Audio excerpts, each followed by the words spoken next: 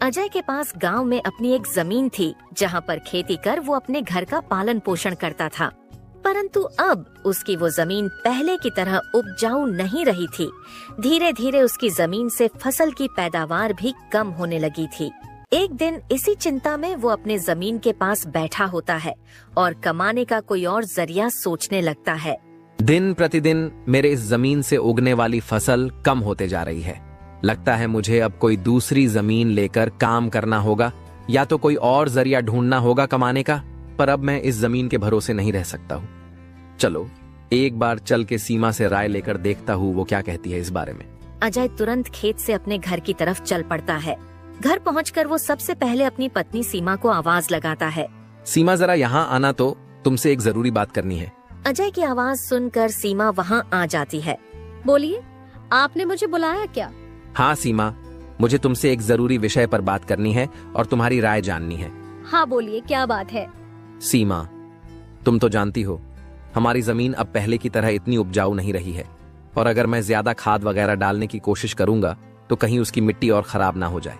इसलिए सोच रहा हूँ कि कुछ समय के लिए उस जमीन पर खेती करना छोड़ दूं। हर साल थोड़ी थोड़ी खाद उसमें डालता रहूंगा, जिससे कुछ सालों बाद वो पहले की तरह उपजाऊ हो जाएगी। फिर उसमें खेती करना शुरू कर दूंगा। हाँ, ये ठीक रहेगा। इससे आपकी जमीन भी सही रहेगी और उसमें उगने वाली फसल भी।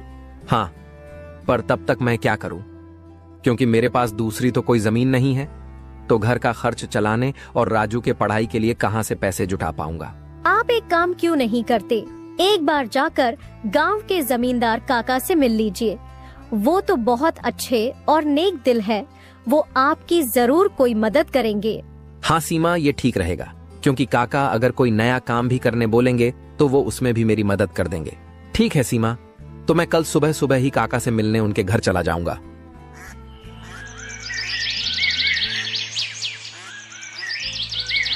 अगली सुबह अजय जमींदार से मिलने उसके घर के लिए चल पड़ता है। जमींदार के घर के बाहर पहुंचकर वो जमींदार को आवाज लगाता काका, है। क्या आप घर पर हो? अजय की आवाज सुनकर जमींदार बाहर आता है। अरे आओ अजय बेटा, बोलो क्या हुआ, कुछ काम था क्या? हाँ काका, आपकी एक मदद चाहिए थी। हाँ बोलो ना बेटा, मैं किस प्रकार तुम्हारी मदद कर सकता हूँ? अजय फटाफट से जमींदार को अपने खेत की हालत बता देता है। तो इसमें परेशान क्या होना बेटा। काका, मेरे पास एक ही जमीन है जिस पर खेती कर मैं अपने घर का खर्च चलाता हूँ, और मैंने आज तक खेती के अलावा कोई दूसरा काम भी कभी किया नहीं। तो अब यही नहीं समझ रहा है मैं क्या करूं। बेटा, खेती के अलावा दूसरा काम क्यों करना? तुम एक काम करो, मेरे पास गांव के बाहर एक जमीन है, तुम उस पर खेती करो। काका, पर इससे तो आपका नुकसान हो जाएगा। नहीं बेटा, कोई नुकसान नहीं होगा। इसी बहाने तुम मेरी जमीन की देख रेख भी करोगे, क्योंकि अब तो मेरी उम्र भी हो गई है और मेरा बेटा भी शहर में रहता है, तो इससे तुम्हारा भी भला हो जाएगा और मेरी भी थोड़ी जिम्मेदारी कम रहेगी। ठीक है काका, अगर ऐसी बात है तो मैं कल से ही उस खेत पर काम करने चला जाऊंगा। अजय जमींदार को धन्यवाद कहकर वहाँ से अपने घर के लिए निकल जाता है। अजय अपने घर पहुंचकर सीमा को सारी बात बता देता है। ये तो बहुत अच्छा है, यानी आपकी सारी चिंता ही खत्म हो गई। हाँ सीमा, अब मैं काका के खेत पर बहुत मेहनत करूंगा और कोशिश करूंगा कि एक दो और खेत खरीद लूं, क्योंकि भविष्य में ऐसी समस्या आए तो उसके लिए हम तैयार रहे।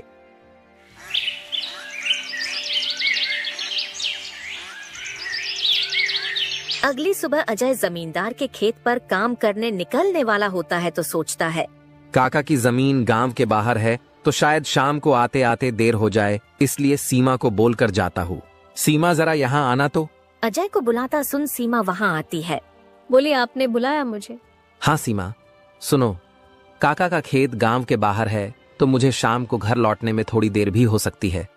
तो अगर मुझे देर हो जाए तो तुम और राजू खाना खाकर सो जाना। ठीक है, पर अपना ध्यान रखना। और हाँ, 1 मिनट रुकना, मैं आपके खाने का डिब्बा लेकर आती हूँ, वो लेकर ही जाना। फिर क्या था, अजय अपना खाने का डिब्बा लेकर गांव के बाहर वाली जमीन पर काम करने चल पड़ता है। चलते चलते कुछ समय बाद वो गांव के बाहर वाली जमीन पर पहुंच जाता है। चलो, अब पहुंच गया हूँ तो फटाफट से खेत पर काम करना शुरू कर देता हूँ। अजय अपनी कुदाल उठाकर खेत पर काम करना शुरू कर देता है। अजय को अभी काम करते कुछ समय हुआ ही था कि तभी पीछे से एक सांप आकर उसे काट लेता है। सांप के काटने के कुछ समय में ही अजय चक्कर खाकर वहीं गिर जाता है। यहाँ अजय सांप के काटने से बेहोश हो चुका था, पर गांव के बाहर होने के कारण उसकी खबर अब तक उसके घर वालों को नहीं चलती है। सुबह की अब रात हो जाती है और सीमा अजय का इंतजार कर रही होती है। माँ को इतने परेशान देख राजू पूछता है, क्या हुआ माँ, पिताजी अब तक क्यों नहीं आए? बेटा, तुम्हारे पिताजी आज काम करने जमींदार काका के गांव के बाहर वाली जमीन पर गए हैं और उन्होंने मुझे बोला भी था कि उन्हें आते आते देर हो जाएगी, पर अब कुछ ज्यादा ही समय हो गया है। माँ, आप क्यों फिक्र कर रही हो? पिताजी ने जब बोला था कि उन्हें आने में देर होगी तो कुछ सोच समझकर कहा होगा। एक काम कीजिए, आप जाकर सो जाइए। राजू की बात सुनकर सीमा अपने कमरे में सोने के लिए चली जाती है। अगली सुबह भी जब सीमा देखती है कि अजय अब तक घर नहीं आया है, तो परेशान होकर वो सीधा जमींदार से मिलने उसके घर की ओर चली जाती है। सीमा जमींदार के घर पहुंचकर उनसे अजय के बारे में पूछने लगती है। नमस्ते जमींदार काका। नमस्ते बेटी, बताओ कैसे आना हुआ? काका, अजय कल आपके गांव के बाहर वाले खेत में काम करने गए थे, पर अब तक घर नहीं आए हैं। क्या कहा बेटी? अजय कल गया था और अब तक घर नहीं आया? हाँ काका, उन्होंने मुझे कहा था कि खेत गांव के बाहर है तो आते आते रात हो जाएगी, पर अब तो रात की सुबह हो गई, पर वो अब तक नहीं आए हैं। चिंता मत करो बेटी, मुझे थोड़ा समय दो, मैं अभी किसी को भेजकर पता लगाता हूँ कि अजय कहाँ है। जमींदार तुरंत अपने घर में काम करने वाले घनश्याम को अजय को देखने अपने खेत पर भेजता है। कुछ समय के बाद घनश्याम जमींदार के खेत पर पहुंच जाता है और वहां का दृश्य देखकर वो परेशान हो जाता है। ये क्या, अजय का तो पूरा शरीर नीला पड़ चुका है। मुझे लगता है इसे किसी सांप ने काटा है। मुझे तुरंत जमींदार जी को ये बात बतानी पड़ेगी। घनश्याम वहां से भागते भागते जमींदार के घर के लिए निकल जाता है। घनश्याम जैसे ही जमींदार के घर पहुंचता है, उसके कुछ कहने से पहले ही जमींदार उससे पूछने लगता है। क्या हुआ घनश्याम बेटा, तुम इतना दौड़ते हुए क्यों आए और क्या तुम्हें अजय मिला? घनश्याम जमींदार को सारी बात बता देता है जो उसने खेत में देखी थी। घनश्याम जब जमींदार को सारी बात बता रहा होता है, तभी वहाँ पास में खड़ी सीमा भी सारी बात सुन लेती है और रोने लगती है। घनश्याम, तुम सबसे पहले वैद्य जी को लेकर वहाँ पहुँचो, मैं सीमा बेटी को लेकर वहाँ आता हूँ। घनश्याम को वैद्य जी के पास भेजने के बाद जमींदार सीमा को समझाने लगता है।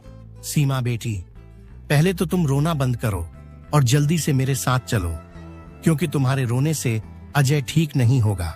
फिर क्या था, जमींदार सीमा को लेकर अजय को देखने उसके खेत के तरफ निकल जाता है और घनश्याम वैद्य जी को लेने दूसरी तरफ निकल जाता है।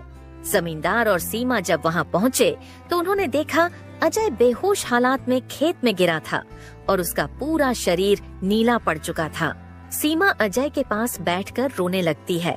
तभी वहां वैद्य जी आ जाते हैं। वैद्य जी के आते ही सीमा वहां से हट जाती है और वैद्य जी अजय की हालत का जायजा लेने लगते हैं। क्या हुआ वैद्य जी, अब कैसी है अजय की हालत? देखिए जमींदार जी, मैं आपको झूठ बोलकर अंधेरे में नहीं रखना चाहता हूँ, पर अजय की हालत बहुत खराब है। वैसे तो मैंने उसे जहर को काटने वाली औषधि दे दी है, परंतु जहर अजय के अंदर कुछ ज्यादा समय तक रह गया है, जिस कारण वो प्रगाढ़ बेहोशी के हालत में चला गया है। प्रगाढ़ बेहोशी, ये क्या होता है वैद्य जी? प्रगाढ़ बेहोशी के हालत में व्यक्ति जीवित तो होता है, परंतु उसके बदन के हिस्से में हलचल नहीं होती है, और ये अब कब होश में आएगा ये भी नहीं कह सकते हैं। वैद्य जी, तो अब हम क्या करें? देखिए जमींदार जी, अभी के लिए मैं कुछ दवाइयां दे रहा हूँ, उसे समय समय पर पानी में मिलाकर देना, बाकी तो सब ऊपर वाले के भरोसे हैं।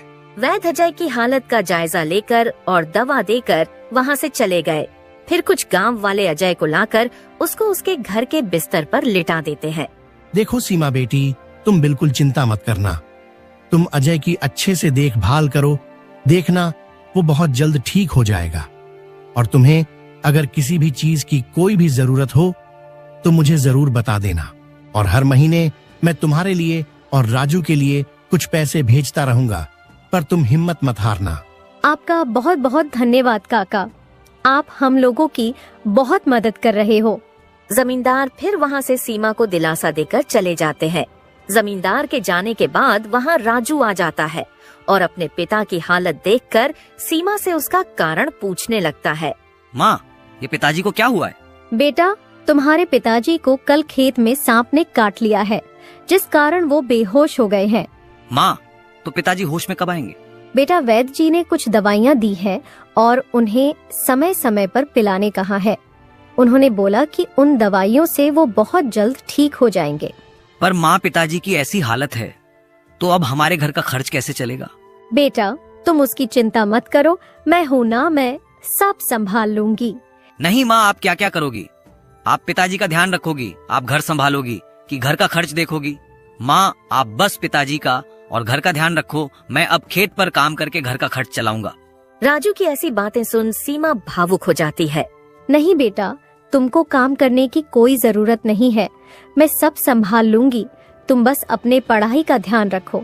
तुम्हारे पिताजी का सपना है कि तुम बहुत बड़े अफसर बनो और मैं तुम्हें वो बनाकर रहूंगी, भले उसके लिए मुझे कितनी भी मेहनत क्यों ना करनी पड़े। फिर सीमा राजू को वहाँ से पढ़ने भेज देती है। मुझे अब कुछ करना ही होगा, क्योंकि मैं अब अजय का ठीक होने का इंतजार तो नहीं कर सकती हूँ। मुझे अब खुद जाकर खेती करनी होगी और हो सके तो कोई और काम भी देखना होगा। अगली सुबह सीमा सीधे जमींदार से मिलने पहुँच जाती है। नमस्ते जमींदार काका।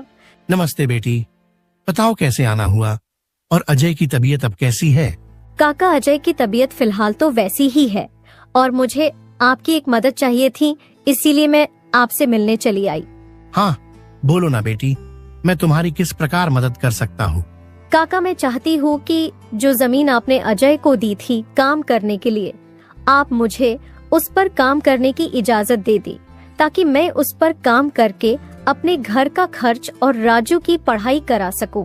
बेटी, पर तुम्हें वहाँ काम करने की कोई जरूरत नहीं है, मैं हूँ ना। मैं तुम्हारे घर के लिए जो भी खर्च लगेगा हर महीने भेज दिया करूँगा। नहीं काका, आपने अब तक हमारी बहुत मदद की है। अब आप बस मुझे आपके खेत में काम करने की इजाजत दे दीजिए। मैं अब खुद काम करके अपना घर चलाऊंगी और अपने बेटे को बड़ा अफसर बनाऊंगी। जमींदार सीमा को बहुत समझाने की कोशिश करता है, पर सीमा जमींदार की बात मानने तैयार नहीं थी। आखिर में सीमा की बातें सुनने के बाद जमींदार सोचने लगता है। मुझे लगता है सीमा मेरी बात नहीं मानेगी, पर अगर वो काम करने इतने दूर जाएगी तो वो अजय का ध्यान नहीं रख पाएगी। एक काम करता हूँ, मैं सीमा को मेरी गांव के अंदर वाली जमीन पर काम करने के लिए कह देता हूँ, ताकि वो खेतों पर काम भी कर सके और अपने घर का ध्यान भी रख सके। ठीक है सीमा बेटी, मैं तुम्हें अपने खेत पर काम करने की इजाजत तो दे सकता हूँ, पर तुम्हें मेरी एक बात माननी होगी। हाँ काका, बोलिए ना। बेटी, तुम्हें मेरे गांव के बाहर वाले खेत पर काम करने की कोई जरूरत नहीं है। मेरे पास तुम्हारे घर के नजदीक भी एक खेत है, तुम वहां काम कर सकती हो, ताकि तुम अपने घर का और अजय का दोनों को ख्याल रख पाओगी। काका, ये तो और भी अच्छा रहेगा, इससे तो मेरी बहुत मदद हो जाएगी। बेटी, पर एक छोटी सी समस्या है, वो खेत बाहर वाले खेत से थोड़ा छोटा है। हाँ तो कोई बात नहीं है काका, वो खेत मेरे घर से नजदीक है, वही बहुत बड़ी बात है। मैं खेत में काम करने के साथ साथ दूसरे के घर का काम भी करना शुरू कर दूंगी, ताकि उन पैसों से मैं राजू की पढ़ाई का खर्च निकाल सकूं। बेटी, पर तुम्हें इतना काम करने की क्या जरूरत है? काका, मुझे काम करना ही होगा। अजय का सपना था कि राजू पढ़ लिख कर बड़ा आदमी बने। अगर मैं मेहनत नहीं करूंगी तो उसका सपना अधूरा रह जाएगा। राजू की पढ़ाई के लिए और घर चलाने के लिए मुझे हर हाल में ये जिम्मेदारी उठानी पड़ेगी। जमींदार सीमा के संकल्प और साहस से भावुक हो जाते हैं। ठीक है बेटी, तुम्हारी मेहनत देखकर मुझे पूरा भरोसा है कि तुम जरूर सफल होगी। मैं तुम्हारी हर संभव मदद करूंगा। तुम कड़ी मेहनत करो, भगवान भी तुम्हारे साथ हैं। सीमा ने जमींदार के गांव के अंदर वाले खेत पर काम करना शुरू कर दिया। वह सुबह खेत पर काम करती और दोपहर के बाद गांव के घरों में सफाई और खाना बनाने जैसे छोटे मोटे काम करने जाती। धीरे धीरे सीमा की मेहनत रंग लाने लगी। खेत में अच्छी फसल हुई, जिससे उसका घर चलने लगा और जो पैसे वह दूसरों के घरों में काम करके कमाती थी, वह राजू की पढ़ाई में खर्च करने लगी। बेटा, मैं चाहती हूँ कि तुम मन लगाकर पढ़ाई करो। तुम्हारे पिताजी का सपना है कि तुम अफसर बनो। मैं तुम्हारे लिए हर मुश्किल को पार कर लूंगी। माँ, मैं कड़ी मेहनत करूंगा। एक दिन मैं पिताजी का सपना पूरा करके दिखाऊंगा। सीमा की मेहनत और त्याग से गांव के लोग भी प्रेरणा लेने लगे। उन्होंने देखा कि कैसे एक माँ अपने परिवार के लिए हर कठिनाई का सामना कर रही है। इसी बीच अजय की हालत धीरे धीरे सुधरने लगी। वैद्य जी की दवाओं और सीमा की देखभाल ने जहर का असर कम कर दिया। एक दिन अचानक अजय को होश आ गया। अजय को होश में आते देख सीमा बहुत खुश हो गई। अजय, तुम्हें होश आ गया। भगवान ने मेरी मेहनत और दुआएं सुन ली। सीमा, मैंने तुम्हें और राजू को बहुत परेशान किया। नहीं अजय, तुम हमारी ताकत हो।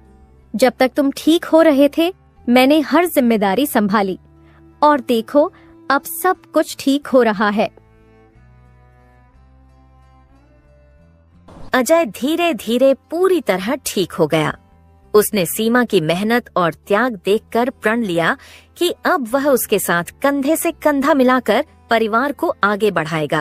राजू की पढ़ाई भी सफलता पूर्वक चलती रही और कुछ सालों बाद वह एक बड़ा अफसर बन गया।